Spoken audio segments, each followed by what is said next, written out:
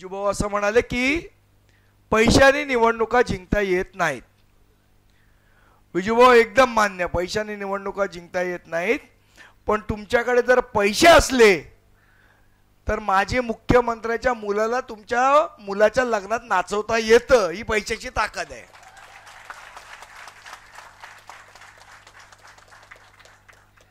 आणि नुसतंच माजी मुख्यमंत्र्याच्या मुलाला नाही तर पैशाची ताकद एवढी आहे की एखाद्या आमदाराला तुमच्या गाडीवर तुम्ही ड्रायव्हर म्हणून पण ठेवू शकता. ही पण पैशाची ताकद आहे. नाव घेण्याची गरज आहे.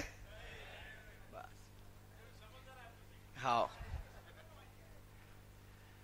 त्यामुळे निवडणुका नाही जिंकल्या तरी बाबा माझ्या मुलाचं लग्न आहे, जरा नाचून दाखव.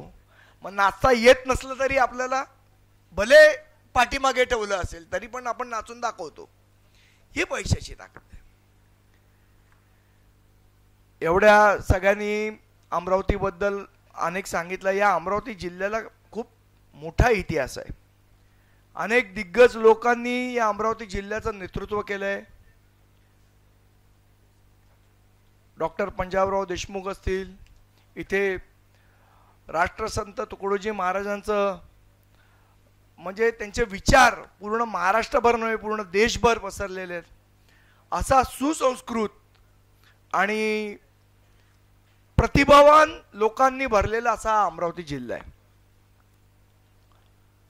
पण आता सध्या जो अमरावती जिल्हा आहे ना विजूभाऊ, तो बघून मला एक गोष्ट आठवली. एक माझा मित्र आहे, त्याचा फार्म हाऊस आहे. कोंबड्या वगैरे पाळतात ना, त्याचा फार्म हाऊस आहे त्याचा. एक दिवस असंच त्याच्या फार्म हाऊसवर आम्ही गेलेलो तर मला म्हणाला तुला एक गंमत दाखवतो. त्याने आपले मुठभर दाणे घेतले आणि ते कोंबडीला करतात ना, कोंबडी बिचारी आली धावत. असे दाणे त्यांनी दाखवले कोंबडीला, ती आली धावत. जशी ती जवळ आली याने आपले दाणे पाठी घेतले. कोंबडी बिचारी निराश होऊन परत गेली आणि परत दाणे दाखवले. परत ती कोंबडी धावत आली. परत त्याने हात पाठी घेतला. परत ती निराश होऊन परत गेली. तिसऱ्यांदा दाणे दाखवले. तिसऱ्यांदा मोठ्या आशेने कोंबडी आली. परत त्यांनी हात पाठी घेतला. कोंबडी परत निराश होऊन परत गेली. परत चौथ्यांदा दाणे दाखवले. मग काय कोंबडी आली ना, तिला कळलं आपलं जवळ गेलो की हात पाठी घेतो, दाणे काय देत नाही. त्या कोंबडीचं वजन असेल साधारण 1 ते 1.25 किलो, 800 ग्रॅम. तिच्या मेंदूचं वजन असेल 3 ते 4 ग्रॅम, जास्ती नाही. त्या 3 ते 4 ग्रॅम मेंदू असलेल्या 1 ते 1.25 किलो वजन असलेल्या कोंबडीला कळलं की 3दा फसवल्यावर 4थ्यांदा फसायचं नाही. मग या आपल्या अमरावती जिल्ह्यामधल्या आपण 70 किलोच्या माणसांना कधी कळणार की इतक्या वेळेला देशमुख आणि कोण घोडके यांनी मिळून फसवलं. आता आपल्याला 4थ्यांदा फसायचं. हे आपण अमरावतीतल्या सगळ्या लोकांपर्यंत आपल्याला पोचवायचे आहे. किती वेळा आपण फसणार आहोत. आता पप्पू भाऊनी मगाशी भाषणामध्ये सांगितलं की कसा कचऱ्याचा ढीग पडलेला होता. कोरोनाच्या काळामध्ये कशा पद्धतीने आपण जेवण दिलं. पप्पू भाऊ मुख्यमंत्री पण काम करत होते त्यावेळेचे. हा, असं बोलायचं नाही त्यांना. तुम्ही प्रत्यक्षात जेवण देत होते पण ते फेसबुक वरनं सगळ्यांना जेवण देत होते. अजिबात त्यांनी काम केलं नाही असं म्हणू नका तुम्ही. ते शेतकऱ्यांना पण वर्क फ्रॉम होम करायला लावत होते. इतका सक्षम मुख्यमंत्री आपल्याला पुन्हा एकदा महाराष्ट्राला द्यायचा आहे का सन्माननीय राजसाहेबांच्या विचाराचा असलेला आमदार आपल्याला विधानसभेत पाठवायचा हे आता आपल्याला ठरवायचं आहे. या अमरावती जिल्ह्यामध्ये आपण काही वेगळा विचार करणार आहोत की नाही करणार आहोत, मला असं वाटतं हे ठरवण्यासाठी ह्या आजच्या मेळाव्याचं आयोजन केलं असं मी मानतो. आपल्याला हा बदल या अमरावती जिल्ह्यापासून सुरुवात करायचं आहे। या वेळेला नुसतं पप्पूला पास नाही करायचंय, पप्पूला अमरावतीतनं पहिलं आणायचं आहे, हे लक्षात ठेवायचं। नुसतं पास करून चालणार नाही। आणि म्हणून माझी विनंती आहे, म्हणजे आता त्यांनी अनेक गोष्टी सांगितल्या, मला असं वाटतं या सगळ्या रोज वर्तमानपत्रात येतच असतील की याचा कॉन्ट्रॅक्ट याच्याकडे आहे, कचऱ्याचा कॉन्ट्रॅक्ट कचऱ्याचं याच्याकडे आहे। पण आपण शांत का आहोत? तुमच्या मनात या लोकांबद्दल राग चीड ही येणार आहे की नाही? उद्यापासून पप्पू भाऊ प्रण करा, जर हा कचरा उचलला गेला नाही तर हा कचरा उचलायचा आणि कोण जो कॉन्ट्रॅक्टर आहे, कोण जो आमदार आहे ज्याने कॉन्ट्रॅक्ट दिलंय त्याच्या घरासमोर नेऊन कचरा टाकणार। आणि हेच आमचं महाराष्ट्र सैनिकाचं काम आहे। नुसतं विजूभाऊ सोशल मीडियावर लिहून होणार नाही। आपले भगतसिंग होते, भगतसिंग, त्यांनी संसदेमध्ये बॉम्ब फोडलेला, कोणाला मारण्यासाठी फोडला नव्हता, त्या बॉम्ब तेवढा शक्तिशाली पण नव्हता, आवाजाचा बॉम्ब होता तो, आवाजाचा बॉम्ब। का तर त्या बहिऱ्या ब्रिटिश लोकांना तो आवाज ऐकू गेला पाहिजे। हे आताचे जे बहिरे लोक आहेत ना, यांच्या कानाखाली आवाज काढल्याशिवाय तो आवाज त्यांना ऐकू येणार नाही, तो काढायचं काम हे महाराष्ट्र सैनिक करेल। आणि म्हणून येणाऱ्या विधानसभेमध्ये आपल्याला बदल घडवायचा आहे। या सगळ्या चर्चा, अनेक चर्चा होतात, मग महाराष्ट्र नवनिर्माण सेना नक्की निवडणूक लढणार आहे का, काही वेळा पाठिंबा फक्त देणार, लढणार नाही। मी खात्रीपूर्वक 100% सांगतो, या वेळेला महाराष्ट्र नवनिर्माण सेना पूर्ण ताकदीनिशी फक्त विदर्भच नाही तर संपूर्ण महाराष्ट्रात ही विधानसभा ताकदीनिशी लढवेल।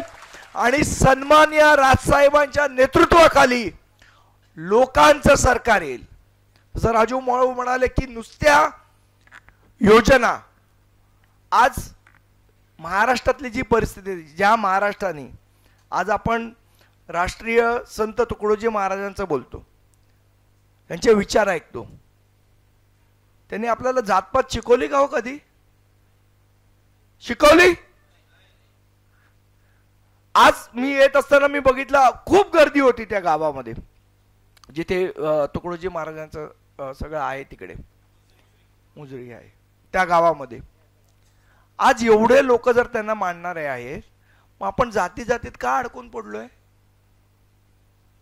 सन्मान्य राजसाहेबांचं त्यावेळेचं एक खूप सुंदर वाक्य आहे की या जर महाराष्ट्रात जेवढे उद्योग येत आहेत, या महाराष्ट्रात जेवढ्या शिक्षण संस्था आहेत, या महाराष्ट्रात जेवढे व्यवसाय आहेत, या महाराष्ट्रात जेवढे उद्योगधंदे आहेत, या सर्व उद्योगधंद्यामध्ये फक्त भूमिपुत्र म्हणून, मराठी माणूस म्हणून जर रोजगार देण्याचा नियम आपण पाळला तर आपल्याला कुठल्याही जातीच्या आरक्षणाची गरज लागणार नाही, हे सांगणारा आपला नेता आहे। मला फक्त या जातीची मतं पाहिजेत म्हणून मी त्यांच्याबरोबर आहे।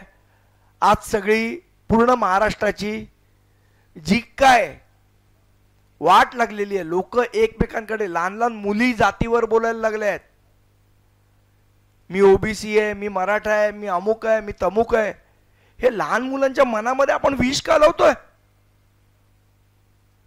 जे सन्माननीय राजसाहेब म्हणाले की 1999 साली ज्या वेळेला राष्ट्रवादीची स्थापना झाली,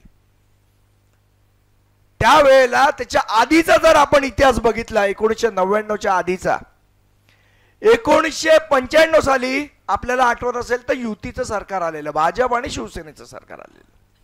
त्यावेळेला काँग्रेसचं सरकार बाजूला गेलं, हे सरकार आलं।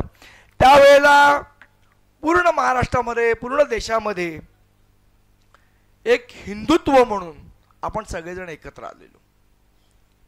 आणि मग जेव्हा हिंदुत्व म्हणून लोक एकत्र येत आहेत, मग आपला निभाव कसा लागणार, हे महाराष्ट्राचे सो कॉल्ड चाणक्य, पवार साहेब त्याने विचार केला की आता हे हिंदू म्हणून एकत्र आले, त्यांना फोडायचं कसं, ह्यांना बाजूला कसं करायचं, हे जर असेच एकत्र राहिले तर आपण निवडून कसे येणार. आणि म्हणून त्या राष्ट्रवादीची स्थापना झाली. आणि 1999 सालानंतर राष्ट्रवादीची स्थापना झाल्यानंतर महाराष्ट्रामध्ये जातीचं विष हे पेरलं गेलं आणि तेच रोपटं आज वाढताना आपल्याला दिसतंय. आणि जर आपण सन्मान्य राजसाहेबांचे खरे महाराष्ट्र सैनिक असू तर आपण कुठल्याही जातीपातीमध्ये अडकायला नको, ही आपल्या मनातली भावना असली पाहिजे. आपण एकमेकांकडे मराठी माणूस हिंदू म्हणून आपण बघितलं पाहिजे आणि त्याप्रमाणे आपण वागलं पाहिजे. आणि मग आता काय होतंय, आता ह्याच जातीला खत पाणी घालण्याचं काम हे पवार साहेबांकडनं केलं जाते. आणि म्हणून कुठलीही भूमिका आज जेवढी आंदोलन, मराठ्यांचं आंदोलन असेल, मराठा समाजाचं आंदोलन असेल, मराठी बांधवांचं आंदोलन असेल, ओबीसी बांधवांचं आंदोलन असेल, त्याच्यावर सन्माननीय शरद पवार साहेब कुठलीही भूमिका घेत नाहीत, कुठलंही वक्तव्य करत नाहीत, कुठलंही सोल्युशन देत नाहीत, कुठलंही त्याच्यावर बोलत नाहीत. का बोलत नाहीत? कारण त्यांना हे वाढायला पाहिजे, त्यांना हे व्हायला पाहिजे.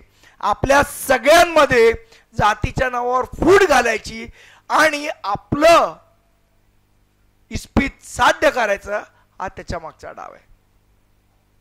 हा डाव आपण ओळखला पाहिजे. आपण महाराष्ट्र सैनिक आहोत, सन्मान्य राजसाहेबांचे सैनिक आहोत. या महाराष्ट्राला देशातला नंबर 1चं राज्य करणं हे आपलं काम आहे आणि त्याच्यासाठी आपण झटलं पाहिजे. निवडणुका येतील, निवडणुका जातील, आपण निवडणुका लढवू, पण एक समाज म्हणून, मराठी माणूस म्हणून, महाराष्ट्र म्हणून या महाराष्ट्राला जर तोडायचं काम कोण करत असेल तर त्या माणसाला धडा शिकवण्याचं काम हे महाराष्ट्र सैनिकांनी केलं पाहिजे. आणि ही सन्माननीय राजसाहेबांची शिकवण आपण घराघरात नेली पाहिजे. एक फक्त छोटीशी कविता सांगतो तुम्हाला आणि माझं भाषण संपवतो मी. आपण महाराष्ट्र सैनिक आहोत. कुठेही अन्याय, सन्माननीय राजसाहेबांचं एक वाक्य आहे, जिथे अन्याय दिसेल, जिथे अन्याय दिसेल तिथे तुमची लाथ पडली पाहिजे. सन्माननीय राजसाहेबांनी सांगितलं की मला मेलेल्या माणसांचं नेतृत्व नाही करायचं. मला मेलेले म्हणजे जे मनाने मेलेले आहेत, ज्यांच्या मनामध्ये आग नाही, ज्यांच्या मनामध्ये ऊर्जा नाही, अशा माणसांचं नेतृत्व करायचं. मला जिवंत माणसांचं नेतृत्व करायचंय, ज्यांना समाज बदलायचा आहे, ज्यांना महाराष्ट्राला नंबर 1 करायचा आहे, विकास करायचा आहे, विकास करायची आग आहे, अशा लोकांचं मला नेतृत्व करायचं आहे. आणि म्हणून एक फक्त कविता सांगतो, त्याचा अर्थ मित्रांनो आपण समजून घ्या. ही दुष्यंत कुमारांची कविता आहे, खूप सुंदर कविता आहे, आपण सगळ्यांनी संग्रहित ठेवावी अशी कविता आहे. हो गई है पीर पर्वत सी पिघलनी चाहिए, इस हिमालय से कोई गंगा निकलनी चाहिए. हो गई है पीर पर्वत सी पिघलनी चाहिए, इस हिमालय से कोई गंगा निकलनी चाहिए. आज यह दीवार पर्दों की तरह हिलने लगी, आज यह दीवार पर्दों की तरह हिलने लगी. शर्त ये थी कि ये बुनियाद हिलनी चाहिए, शर्त ये थी कि ये बुनियाद हिलनी चाहिए. हर सड़क पर, हर गली में, हर सड़क पर, हर गली में, हर चौराहे पर, हर नगर, हर गांव में हाथ लहराते हुए हर लाश चलनी चाहिए, हर लाश चलनी चाहिए. सिर्फ हंगामा खड़ा करना मेरा मकसद नहीं, सिर्फ हंगामा खड़ा करना मेरा मकसद नहीं. मेरी कोशिश है कि ये सूरत बदलनी चाहिए, मेरी कोशिश है कि ये सूरत बदलनी चाहिए. मेरे सीने में नहीं, मेरे सीने में नहीं, लेकिन तेरे सीने में सही हो, कहीं भी हो, लेकिन आग जलनी चाहिए, आग जलनी चाहिए, आग जलनी चाहिए. जय हिंद, जय महाराष्ट्र. एबीपी माझा, उघडा डोळे बघा नीट.